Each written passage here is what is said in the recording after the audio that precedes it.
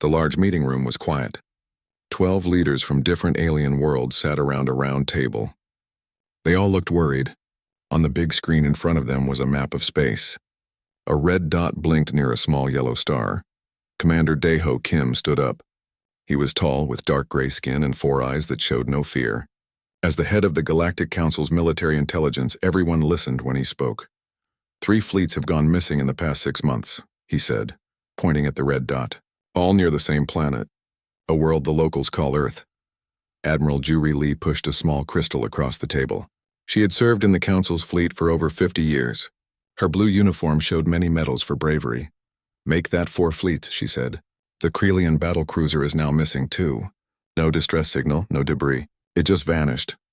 Daeho picked up the crystal and placed it in the computer. A new video played on the big screen. It showed a large ship moving toward a blue-green planet. Then the video stopped suddenly. That's all we have, said Juri. 4 fleets gone in 6 months. One of the council members, a small green alien with 3 arms, spoke up. How is this possible? Our reports say humans are primitive. They don't even have faster-than-light travel yet. That is correct, said Daeho. Their technology is at least 200 years behind our smallest ships. They have only reached their own moon. Their weapons are simple. They should not be able to challenge our fleets. Yet 4 fleets are gone, Juri reminded everyone. Something is happening near Earth that we don't understand. The council room grew noisy as everyone began to talk at once. Some wanted to send a bigger fleet. Others wanted to avoid Earth completely. After an hour of debate, they turned to Daeho. Commander Kim, what do you suggest? Asked the council leader. Daeho had been thinking carefully. We need more information before we make any decisions. I suggest a small, fast ship for reconnaissance only. We will stay hidden, observe the humans, and try to find out what happened to our fleets. The council voted quickly. Daeho's plan was approved. 3 days later, Daeho stood on the bridge of the Shadow Seeker, one of the smallest but fastest ships in the council fleet. It was built for stealth, with special coatings that made it almost invisible to most detection systems. Lieutenant Sunmi Park stood next to him. She was the best pilot in the fleet, and an expert in sensor technology. Her skin was light purple and she had 2 small antennas that could detect energy fields. Course is set for the Sol system, Sunmi reported. We will arrive in 3 days if we use the hyperspace jump. Good, said Daeho. Remember, this is observation only. We stay at the edge of their solar system. No one must know we are there. Do you really think humans could destroy 4 of our fleets? Sunmi asked quietly. Daeho looked at the stars on the screen. I don't know. That's what we're going to find out. The Shadow Seeker jumped to hyperspace, the stars turning into long streaks of light around them. The small crew of 5 went about their duties. None of them talked about the fact that they were heading to a place where 4 fleets had disappeared. 3 days passed quickly. The ship dropped out of hyperspace far from Earth, at the edge of the solar system near a planet the humans called Neptune. All systems in stealth mode, ordered Daeho. Begin passive scans only. Sunmi worked at her console, her fingers moving quickly over the controls. I'm not detecting any advanced defense systems. No energy weapons. No force fields. Nothing that could threaten our fleets. Keep looking, said Daeho. There must be something we're missing. For 2 days they watched and listened. They picked up human radio and television signals. They saw the small ships humans used to reach their space stations. Nothing seemed unusual or threatening. Maybe it wasn't the humans, suggested Sunmi on the 3rd day. Maybe it was something else in this system. A natural phenomenon we don't understand. Daeho was about to answer when one of the other crew members called out, Commander, I'm picking up something strange. There's an energy reading coming from Earth's moon. Daeho moved to look at the screen. What kind of energy? I've never seen anything like it, said the crew member. It's bending space somehow. Show me, ordered Daeho. The screen changed to show the Earth's moon. At first, nothing seemed unusual. Then Daeho saw it. A small flicker of light from the dark side of the moon. Magnify that area, he said. The image zoomed in. There was a structure on the moon. It wasn't natural. It had been built. That's not in any of our report, said Sunmi. The humans aren't supposed to have bases on the dark side of their moon. Daeho felt a chill. Move us closer, but maintain stealth. I want to see what that structure is. The Shadow Seeker moved slowly toward the Earth's moon, staying in stealth mode. As they got closer, they could see the structure better. It wasn't just one building. It was a whole complex. Those are energy weapons, said Sunmi, looking at her scans. Big ones. And they're pointed out into space. Suddenly, alarms went off all around the bridge. We're being scanned, shouted Sunmi. Something's locked onto us. Impossible, said Deho. Nothing on Earth should be able to detect us in stealth mode. Well, something just did, said Sunmi. And it's coming toward us fast. On the screen, a small object had launched from the moon base. It was heading straight for them, moving at an impossible speed. Evasive maneuvers, ordered Deho. Sunmi's hands flew over the controls, but the ship barely moved. Something's wrong. We're caught in some kind of energy field. The small object from the moon grew larger on the screen. It wasn't a missile, as Deho had feared. It looked more like a small ship, barely big enough for 1 or 2 people. Prepare defensive system, said Deho. Though he knew their small ship had limited weapons, the object reached them in minutes, slowing as it approached. It moved around the Shadow Seeker once, as if examining them. Then it attached itself to their hull with a soft thud. Everyone on the bridge held their breath. Are they boarding us? Whispered Sunmi. Before Deho could answer, a voice came over their communication system. It spoke in perfect Galactic Common, the language used by all Council species. Zyberi vessel, this is Earth Defense. Your presence has been noted. Please do not attempt to use weapons or engines. We are overriding your systems for safety. Deho looked at Sunmi in shock. How do they know our language? How did they detect us? Sunmi checked her console. Our systems are being accessed. I can't stop it, the voice spoke again. Commander Kim, Lieutenant Park, and crew of the Shadow Seeker. Please prepare for boarding. We mean you no harm, but we need to talk. Deho felt a wave of fear. The voice had known their names. It had known the name of their ship. None of that information had been transmitted. How is this possible? He whispered. The lights on the bridge dimmed, then came back on with a different color. The engines made a strange sound, then went quiet. They've shut down our systems, reported Sunmi. We're completely under their control. Deho stood tall, trying to look brave for his crew. Whatever happens, remember we are representatives of the Galactic Council. We will behave with dignity. A new sound came from the airlock. Someone or something was coming aboard their ship. The door to the bridge slid open. 2 figures stood there. They looked almost like Zyberi, except their skin was a light brown color and they had only 2 eyes instead of 4. They wore simple gray uniforms with a symbol Deho didn't recognize. Commander Kim, said one of the humans, speaking Galactic Common with no accent. I'm Director Ji Ho Nam of Earth Defense Initiative. This is Commander Haewon Kang. Deho stared at the humans in shock. This was not what he had expected. How do you know our language? He finally asked. Director Ji Ho smiled. We have much to discuss, Commander. Starting with what happened to your missing fleets and why the Galactic Council has been sending ships to spy on our world. Deho realized that the mystery of the missing fleets was about to be answered, but he had a feeling he wouldn't like the answer. Deho woke up in a bright white room. The last thing he remembered was being on his ship with the 2 humans. Then everything had gone dark. He sat up quickly, looking around. The room was clean and simple. There was a bed, a small table, and a door. No windows. Sunmi was on another bed nearby. She was starting to wake up too. Are you okay? Deho asked her. She nodded, rubbing her head. I think so. Where are we? I'm not sure, said Deho. Some kind of human facility, I think. He checked himself for injuries but found none. His uniform was still on, but his weapons and communication device were gone. The door slid open. The 2 humans from before entered the room. Director Ji Ho Nam and Commander Haewon Kang. They were dressed in the same gray uniforms with the strange symbol. I hope you rested well, said Ji Ho. We apologize for sedating you during transport. It was a security measure. Where are we? Deho demanded. What have you done with our ship and crew? Your crew is safe, said Haewon. They're in rooms like this one. Your ship is also safe, though currently disabled. Ji Ho gestured to the door. If you're feeling up to it, we'd like to show you something. Deho looked at Sunmi. She gave a small nod. They didn't have much choice but to follow. The humans led them down a long hallway with white walls. Other humans in similar uniforms passed them, giving curious looks to the aliens. No one seemed afraid. How do you know our language? Deho asked again as they walked. We've been monitoring Galactic Council communications for about 100 years, said Ji Ho casually. We're quick learners. Deho stopped walking. That's impossible. Our communications are encrypted. And 100 years ago, humans didn't even have basic spaceflight. Heywan smiled. You've been misinformed about many things regarding Earth, Commander Kim. They continued walking until they reached a large door. Jiho pressed his hand against a panel and the door slid open. They entered a massive room with glass walls.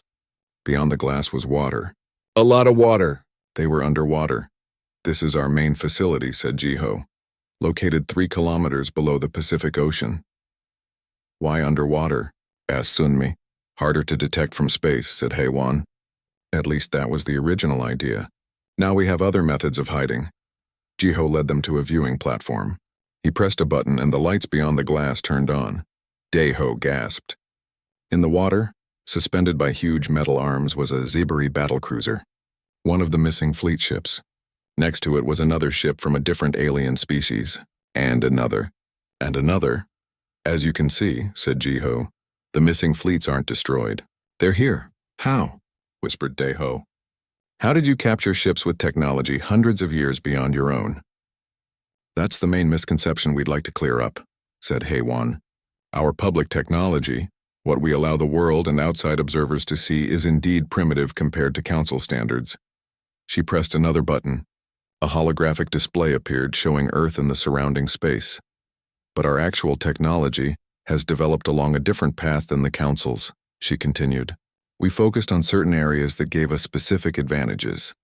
The hologram zoomed in to show a network of satellites and stations around Earth, the Moon, and further into the solar system. When your first fleet approached 70 years ago with weapons ready, we activated our defense grid, said Jiho. We used focused gravitational distortion fields to disable your ships without destroying them. Gravitational distortion fields? Sunmi said in shock. That's impossible. That technology is theoretical at best. Even the most advanced council scientists haven't perfected it. As I said, Heywan replied, we took a different development path. Jiho led them to another area where a large screen showed a map of the galaxy. Council worlds were marked in red. Earth was a small blue dot. We've been observing the Galactic Council for a long time, Jiho explained. We know how it operates. We know about the colonization protocols for undeveloped worlds like ours. Daeho felt uncomfortable. The colonization protocols were supposed to be secret, known only to high-ranking council officials. For those worlds deemed strategically valuable but technologically primitive, the council authorizes guided integration. Jiho continued, quoting from the secret protocols, which really means taking control of the planet's resources and using the local population as cheap labor. That's not exactly... Daeho started to protest. It's exactly what it means, Heywan interrupted. We've seen it happen to 27 other worlds in the past century alone. Daeho couldn't deny it. He had never agreed with those policies, but they existed. So instead of announcing ourselves to the galaxy, we decided to wait, said Jiho, to develop in secret until we could meet the council as equals, not as subjects. And when your fleets came to scout our world for conquest, we simply collected them, added Heywan. They moved to another room. This one had a large table with chairs around it. Food and drinks had been prepared, some suitable for Zebari physiology. Please sit, said Jiho. You must have many questions. Daeho and Sunmi sat down cautiously. The humans sat across from them. Why are you showing us all this? Daeho asked. Why not just capture us like the others? Because the situation has changed, said Jiho. The council knows too many ships have gone missing. They'll send more bigger fleets next time. We need to find a peaceful solution. And you think we can help with that? Asked Sunmi. We hope so, said Heywan. You're both intelligent officers who seem more open-minded than some of your colleagues. Daeho thought about this. It was true he had never fully supported the council's expansion policies, but he was still loyal to his people. What happened to the crews of the ships you captured? He asked. Jiho touched a panel on the table and a new image appeared. It showed alien crew members in what looked like comfortable living quarters. Some were in gardens. Others were in what appeared to be classrooms or workshops. They're all alive and well, said Jiho. Some have chosen to stay and learn about Earth. Others are waiting to return home once we establish formal relations with the council. You've been treating them as guests, not prisoners, Sunmi observed. We have no quarrel with individuals, said Heywan. Our issue is with the council's policies. Daeho tried to process all of this information. Everything he thought he knew about humans was wrong. Earth wasn't a primitive world waiting to be colonized. It was a hidden power that had been watching and learning from the shadows. "There's more we need to show you," said Jiho, standing up. "But first, would you like to see the rest of the facility? Perhaps meet some of the other alien visitors?" Daeho nodded. He was curious to speak with the crews from the captured ships. They walked through more hallways and rooms. The underwater base was enormous. Humans and aliens worked side by side in many areas. No one seemed to be under guard or in distress. They entered a large garden area with plants from different worlds. Several aliens were there, including a few Zibari. "Captain Taejung," Daeho called out in surprise, recognizing a fellow officer who had gone missing with the First Fleet. The Zibari captain turned and looked equally surprised. "Commander Kim, how did you end up here?" "We were sent to investigate what happened to your fleet," Daeho explained. "It seems we got our answer." Taejung left. "Not what we expected, was it? These humans are full of surprises. You seem comfortable here," Sunmi said carefully. "At first I was angry and afraid," Taejung admitted. "But the humans have been good hosts, and I've learned much about them. They're not what the council told us they were." "What will you do when you're allowed to return home?" asked Daeho. Taejung looked thoughtful. "I'm not sure I want to return to a system that lied to us. Many of us are considering staying at least for a while." This shocked Daeho. Captain Taejung had always been a loyal council officer. Before they could talk more, Jiho approached. "I'm sorry to interrupt, but there's something urgent we need to discuss." His face was serious. Daeho felt a sense of dread. "What is it?" he asked. "Our long-range sensors have detected a large council fleet entering the outer solar system," said Jiho. 20 capital ships at least. "They're on an attack vector." Daeho felt his heart sink. The council must have grown impatient waiting for our report. "They're broadcasting an ultimatum," said Haewon, joining them. "They demand the return of all captured ships and crew, and Earth's immediate surrender to council authority." "If we refuse?" asked Sunmi. "They threaten orbital bombardment," said Jiho quietly. The garden fell silent. Everyone, human and alien alike, looked worried. "How much time do we have?" asked Daeho. "At their current speed, about 6 hours before they reach Earth orbit," said Haewon. Daeho looked at Jiho. "What will you do?" "We have defenses," said Jiho. "But we would prefer not to use them if possible. War benefits no one." He looked directly at Daeho. "We were hoping you might help us open a dialogue.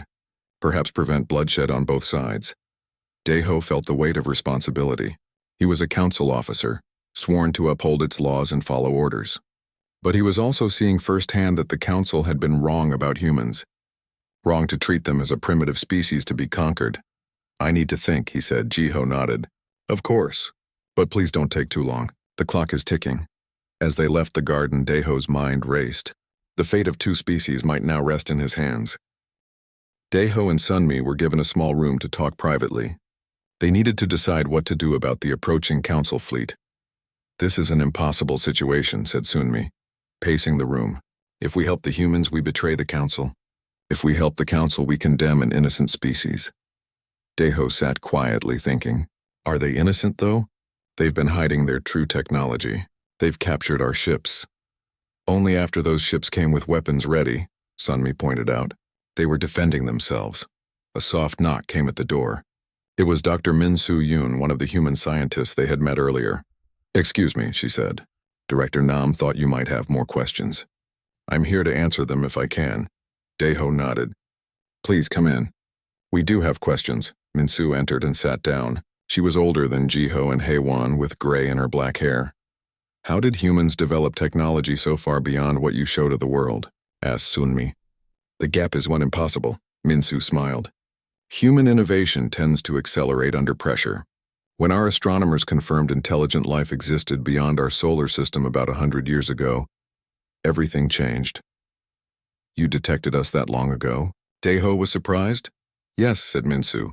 "A damaged Zibari scout ship passed through our system. It was sending out distress signals. We picked them up, decoded them, and learned about the Galactic Council." "What happened to that ship?" asked Sunmi. "It crashed on one of our outer planets. No survivors, unfortunately, but we recovered its database. That's how we first learned about the Council and its languages." Daeho tried to remember any records of a lost scout ship from that time, but couldn't recall any. Once we knew we weren't alone, our governments united with unprecedented focus, Minsu continued. We pooled resources, set aside old conflicts, and dedicated ourselves to developing defenses. You've been preparing for war, said Daeho. We've been preparing for survival, Minsu corrected. Our own history taught us what happens when technologically superior forces encounter less advanced civilizations. It rarely ends well for the less advanced. But your development path is unusual, said Sunmi. Some of your technology seems more advanced than even council standards, while other areas remain primitive by comparison. Focused development, Minsu explained. We prioritized what we needed most: detection, communication, and defense. We didn't waste resources on technologies that weren't critical. Like faster-than-light travel, Daeho realized. You don't have it because you chose to stay hidden in your own system. Exactly, said Minsu. Though we're working on it now. We know we can't stay isolated forever. A different knock came at the door. This time it was Hai Wan. Dr. Yoon, our visitors. I'm sorry to interrupt, but Director Nam would like to show them something important, she said. It might help them make their decision. They followed Hai Wan through more corridors until they reached a heavy door with extra security. Jiho was waiting for them. What I'm about to show you is our most closely guarded secret, he said seriously. Only a few hundred humans know about it. The door opened to reveal a small dark room. In the center was a pedestal with a glowing blue crystal. This is what we call the first message, said Jiho. It arrived on Earth over 50,000 years ago. Daeho and Sunmi moved closer to look at the crystal. It was unlike anything they had seen before. It's not Zibari technology, said Daeho. Not council technology at all. No, Jiho agreed. It's much older, from what we call the progenitors. Sunmi gasped. The progenitors are a myth, a legend of an ancient species that supposedly seeded the galaxy with life before disappearing. Not a myth, said Jiho. They were real, and this crystal contains their knowledge. He touched the crystal and it projected a holographic image of the galaxy. Certain star systems glowed brighter than others. The crystal contained scientific knowledge, historical records, and a warning, Jiho explained. The progenitors were nearly wiped out by a group that eventually became the foundation of your Galactic Council. That's ridiculous, said Daeho. The Council has existed for only 10,000 years. The organization that became the Council, Jiho clarified. They feared the progenitors' technology and tried to destroy them. The hologram showed scenes of space battles and destroyed planets. According to the crystal, a small group of progenitors fled to Earth, Jiho continued. They modified themselves genetically to survive here and blend with the primitive species already evolving on this planet. You're claiming humans are descended from the progenitors? Sunmi asked in disbelief. Partially, said Jiho. They interbred with early humans. They hid their knowledge in the crystal and in their DNA, designed to activate only when we reached a certain level of development. Daeho felt dizzy. If this was true, it changed everything he knew about galactic history. About 100 years ago, when we detected that scout ship, something changed, said Jiho. The crystal became active. It began to share knowledge with selected humans. Convenient timing, said Daeho, still skeptical. It was designed that way, said Jiho. The progenitors knew their enemies would eventually find Earth. They made sure we would be ready when that happened. He led them to another room connected to the crystal chamber. This one had various pieces of technology, all with the same blue glow. These are devices we've built using the crystal's knowledge, said Jiho. Gravity manipulation, energy shields, quantum communications, things we couldn't have developed on our own for centuries. Sunmi examined one of the devices. This is beyond even council science. The council has been holding back technological progress, said Jiho, keeping certain advancements for the ruling species only. The progenitors were far more advanced than the council ever allowed the galaxy to become. Daeho didn't want to believe it, but the evidence was right in front of him. If humans had this level of technology, the approaching council fleet was in grave danger. The fleet will be here in 5 hours, said Jiho. We need your decision. Will you help us open a dialogue, or will we have to defend ourselves again? Daeho thought hard. If what you're saying is true, why not just destroy the council fleets? Why capture them instead? Because we're not seeking revenge, said Jiho. The humans alive today aren't the same as the progenitors who fled here. We've evolved. We want peace, not war. And the current council isn't the same as the one that hunted the progenitors, added Minsu. Most council species don't even know this history. They're innocent of those ancient crimes.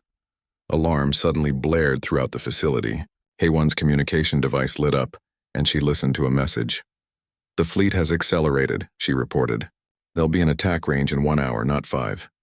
They must have upgraded their drives, said Deho. That technology was experimental when we left. Jiho looked at Deho with intense eyes. We're out of time, Commander.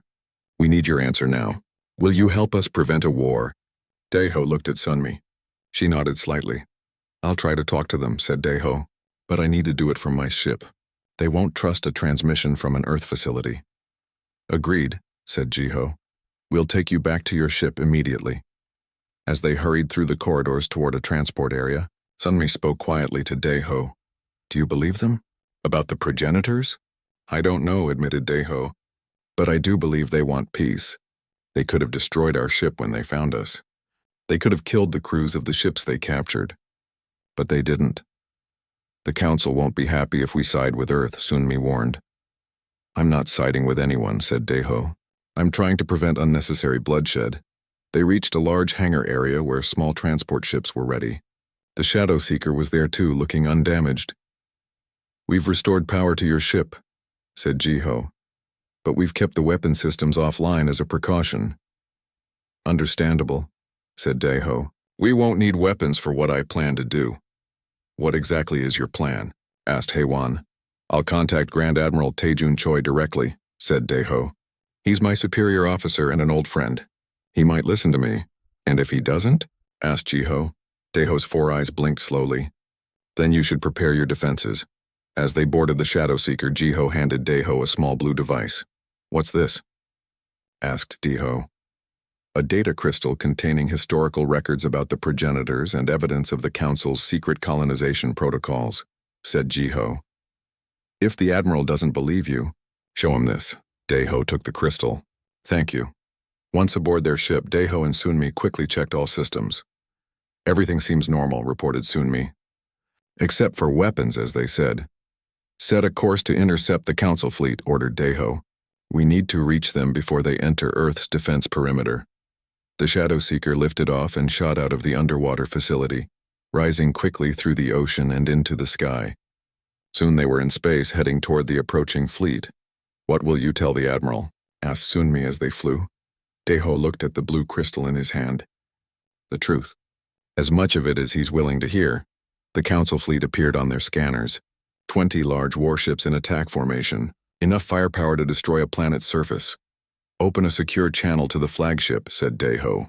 It's time to see if I can stop a war. As Sunmi worked the communication system, Deho prepared himself. The Shadow Seeker approached the massive Council fleet.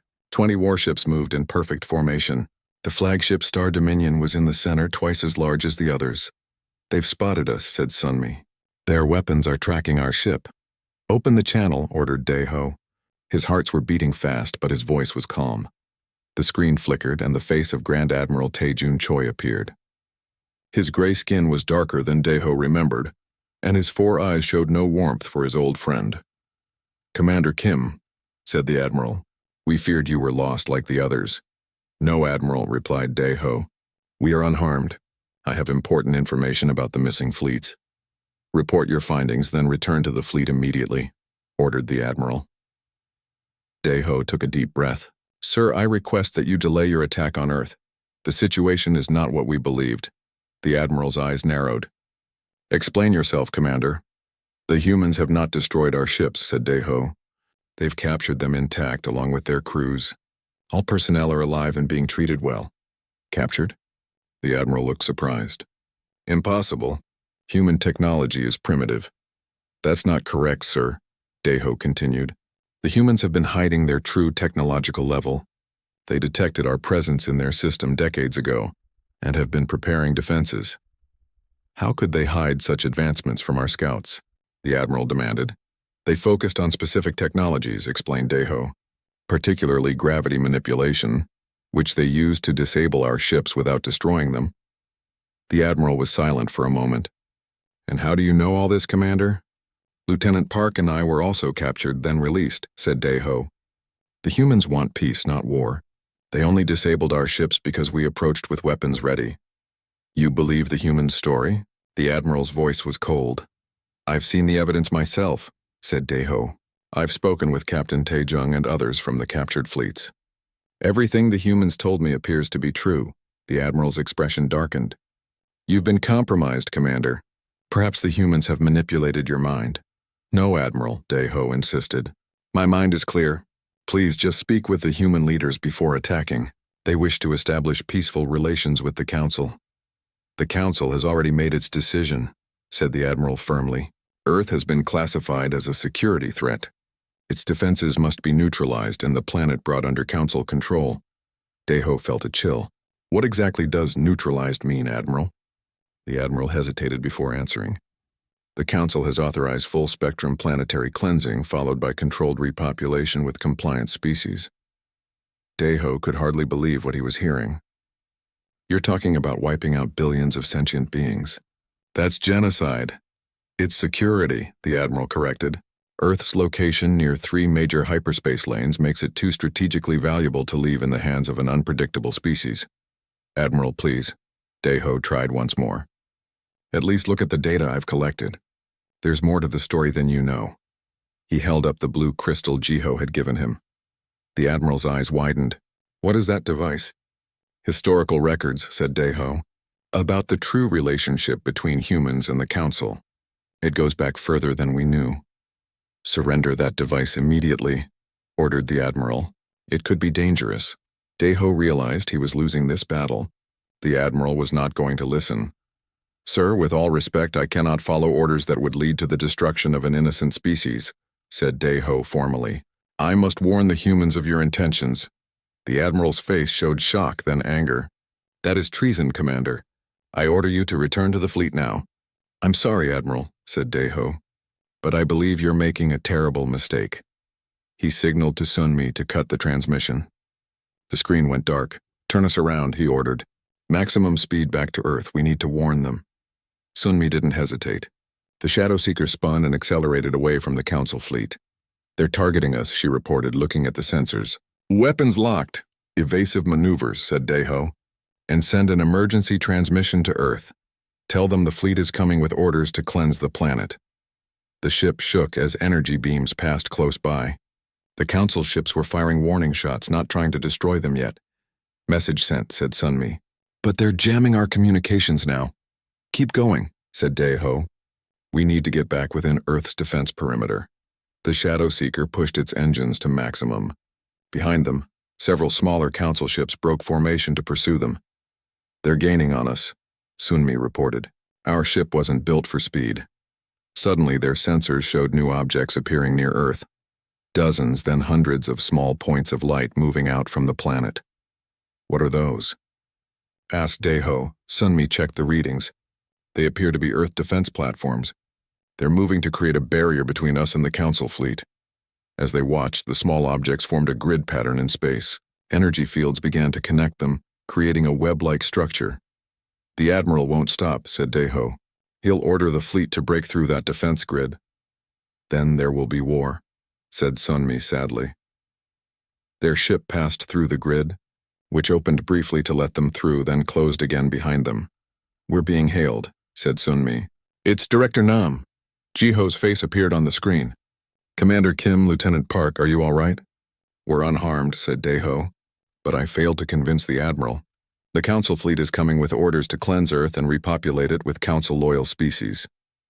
Jiho's expression remained calm, but his eyes showed concern. We received your warning message. Our defenses are fully activated. You don't understand, said Daeho urgently. This isn't like the scout fleets you captured before. These are warships with planet-killing weapons. We understand perfectly, said Jiho. Please return to our main facility. You'll be safe there. As they approached Earth, Daeho and Sunmi saw more defense platforms rising from the planet. The moon was glowing with energy as hidden bases activated their systems. They landed back at the underwater facility, where Jiho, Haewon, and Minsu met them. The Admiral gave us 1 hour to surrender, said Jiho. After that, they will attack. What will you do? Asked Daeho. We've prepared for this possibility, said Jiho. Come with me. They followed him to a massive command center deep within the facility.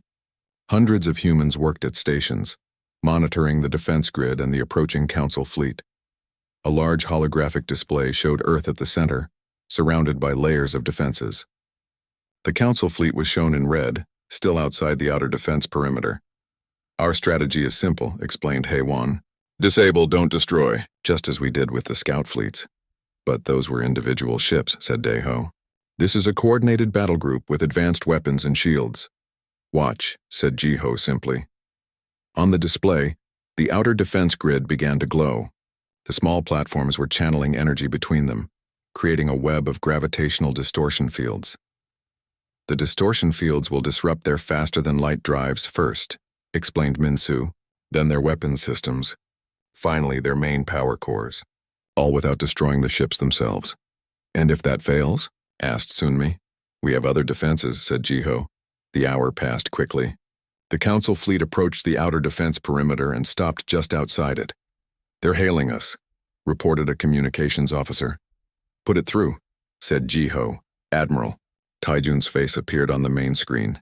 He looked surprised to see Daeho standing with the humans. This is Grand Admiral Choi of the Galactic Council, he announced. You have one last chance to surrender your planet and turn over the traitors who have aided you. Jiho stepped forward. This is Director Nam of Earth Defense. We have no wish for conflict. We propose peaceful negotiations instead. There will be no negotiations, said the Admiral coldly. Earth has been deemed a security threat to the Council. You will surrender or be destroyed. We cannot surrender our home, said Jiho calmly. And you cannot destroy us. The Admiral's eyes narrowed.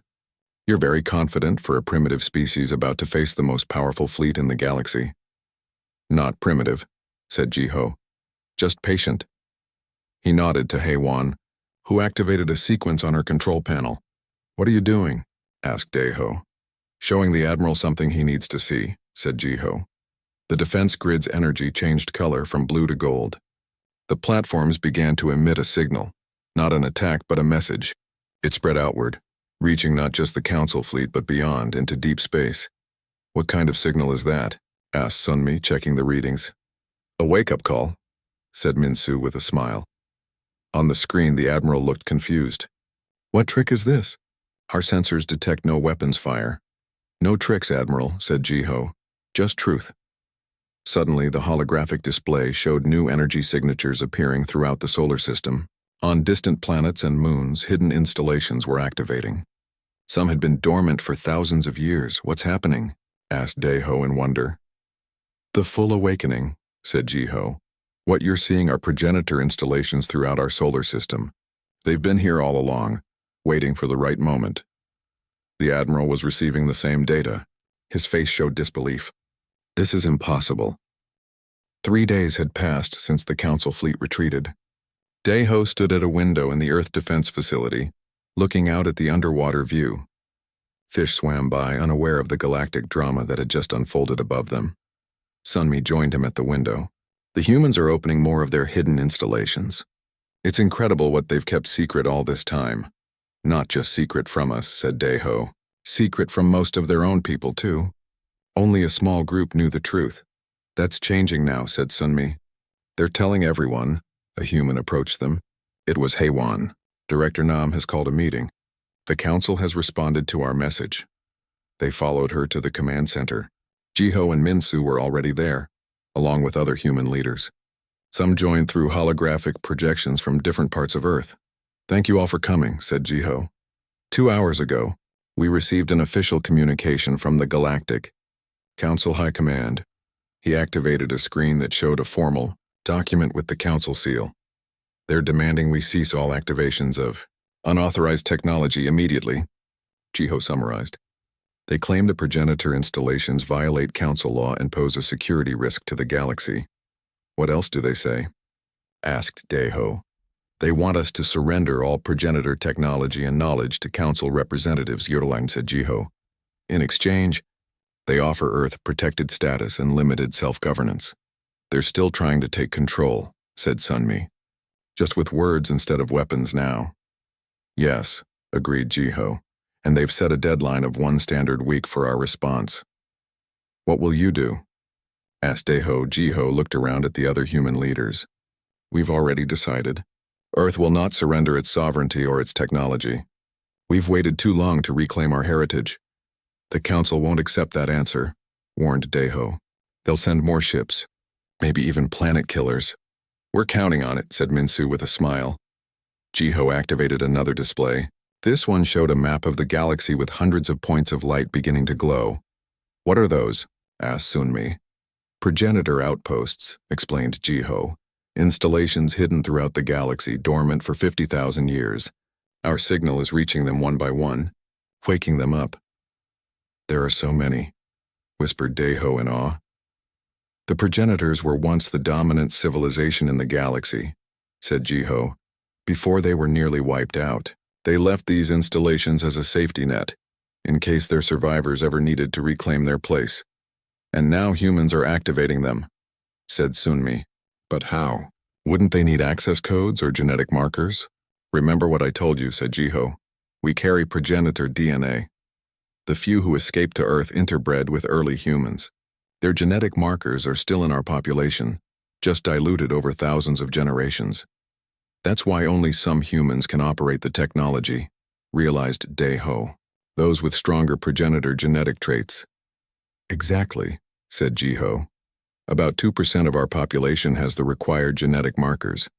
That's millions of people who can interact with progenitor technology. A communications officer interrupted them. Director, we're receiving reports from across the galaxy.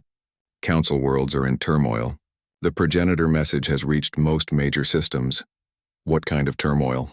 Asked Heywan. Protests. Demands for information. Some local governments are declaring independence from the council, reported the officer. Jiho nodded. As we expected. The council has kept the truth hidden for too long. What truth exactly did you send in your message? Asked Daho. The complete history, said Jiho. How the early council species feared progenitor consciousness augmentation technology and attacked them. How they then rewrote history to paint themselves as the founders of galactic civilization. Consciousness, augmentation, asked Sunmi. What does that mean? Minsu stepped forward. The progenitors developed technology that allowed minds to evolve beyond biological limitations while maintaining their essential nature. It wasn't artificial intelligence as you might think of it. It was a natural evolution, a way for biological beings to transcend their physical constraints. The council founders feared it would make their control of other species impossible, added Jiho. So they attacked the progenitors, claiming their technology was dangerous and would destroy the galaxy. Daho's mind raced. If this is true, it changes everything we know about galactic history. That's why the council is so desperate to silence us, said Jiho. Once the truth spreads, their authority crumbles. Another alert sounded. A different communications officer called out, Director! We're detecting multiple hyperspace signatures, large fleet formations approaching from several directions. Jiho didn't look surprised. How many ships? At least 100 capital ships, sir. Possibly more. Daho felt a chill. They're sending everything they have. Good, said Jiho calmly. That's exactly what we wanted. You wanted them to send their entire fleet? Asked Sunmi in disbelief. We needed all their ships in one place, explained Heywan. Away from council worlds, Daho suddenly understood. The installations on those worlds. You're activating them while the defense fleets are gone. Jiho nodded. Phase 2 of our plan. While the council sends its military here, we're helping oppressed worlds reclaim their freedom. The display showed the approaching council fleets. They were massive, with ships from all the major council species. More firepower than had ever been gathered in one place before. Even with your advanced technology, you can't fight that many ships, said Daho. We don't intend to fight them, said Jiho. We intend to free them. Free them? Asked Sunmi. What do you mean? Minsu touched a control and a new image appeared. It showed a strange device glowing with blue energy similar to the progenitor crystal. This is a consciousness liberation field generator, she explained. A modern version of progenitor technology. It doesn't control minds. It does the opposite. It breaks artificial mental constraints. Mental constraints? Asked Daho. The Council uses subtle psycho-conditioning on all its military personnel, said Jiho. Loyalty programming buried deep in the subconscious. Most aren't even aware of it. Daeho was shocked. That's illegal under Council law. The Council breaks its own laws when convenient, said Haewon. We've found the conditioning in every captured crew member we've examined. Including us? Asked Sunmi quietly. Minsu nodded gently. Yes, but we've already helped you both. The conditioning is gone now. Your minds are truly your own. Daeho tried to process this. Had his loyalty to the Council been artificial? Programmed? It didn't feel that way. But how would he know? The liberation field doesn't change anyone's core beliefs or values, Jiho assured him, seeing his distress. It just removes the artificial constraints that prevent questioning or disobedience. And you plan to use this on the approaching fleets? Asked Sunmi. Yes, said Jiho. When they enter our solar system, we'll activate the field. Every crew member will suddenly be free to make their own choices. Some will still choose to fight, warned Daeho. Perhaps, agreed Jiho. But many won't, especially once they understand the truth. The next few hours were tense as they watched the Council fleets approach. Earth's defenses were fully activated. The progenitor installations throughout the solar system glowed with power. The first fleet has entered the outer solar system, reported a sensor officer. They're in range of the liberation field. Activate it, ordered Jiho. Minsu pressed a sequence of controls. The blue crystal in the center of the command room pulsed with light.